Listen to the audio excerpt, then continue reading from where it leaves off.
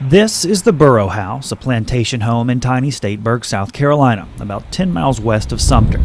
It has been the site of many Forrest Gump-like moments. General Thomas Sumter lived here. Former Governor Stephen Miller lived here. Joel Poinsett, for whom the poinsettia is named, died here. Even Samuel Maverick, whose son became the namesake for the term independent rebel, owned this house on the property. A lot of really important but not splashy historic people have wandered through here. Perhaps the quietest of them all has arguably the most important story to tell. It began here in 1935 when three young girls discovered a stack of letters while playing in the basement of this home.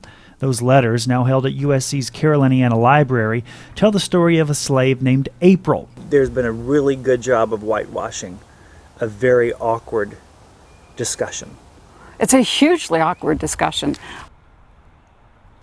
In 1802, a white plantation owner named William Ellison lent one of his young slaves, April, to work for a gin maker in Winnsboro.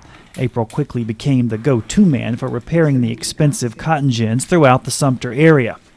They send him out to the plantations and they take them apart. He would sharpen them on location.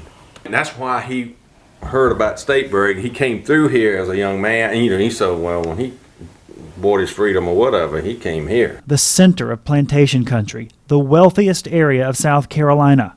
He changed his name. April was now known as William Ellison, the name of his former white owner. His gin business prospered. He bought this home, hundreds of acres of land, and eventually 68 slaves to work that land. Granger McCoy now lives in the Ellison home and says he often finds old cotton gin blades. What do the Ellisons say when they come? They're looking for the home place. All descendants of what many of us thought an impossible oxymoron, a black slave owner. I had a black ophthalmologist come through here, Ellison, and we sat on this couch right here.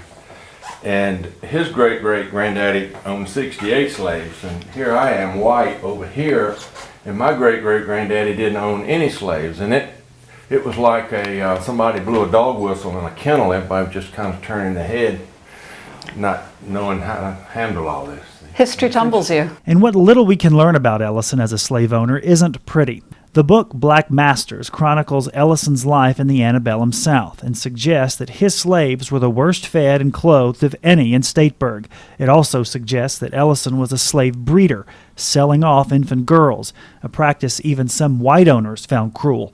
Whatever the case, Ellison certainly had a good relationship with other white aristocracy. This contract shows that Ellison didn't just buy a home in wealthy Stateburg, he bought it directly from former Governor Stephen Miller, a governor and former slave trading property.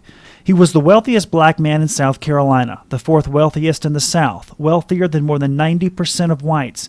Just a few hundred yards from the Ellison home is the Ellison graveyard, private, neither mixed with other white nor black tombstones, symbolic of his unusual position in the pre-war South, a position so few of us even knew existed. Whatever happened during Reconstruction and then up through the Jim Crow era, anything and everything that had to deal with the relationships between the blacks and the whites just went underground. And may have remained so, if not for a stack of letters found under his house. For Hidden Columbia, Anderson Burns, ABC Columbia News.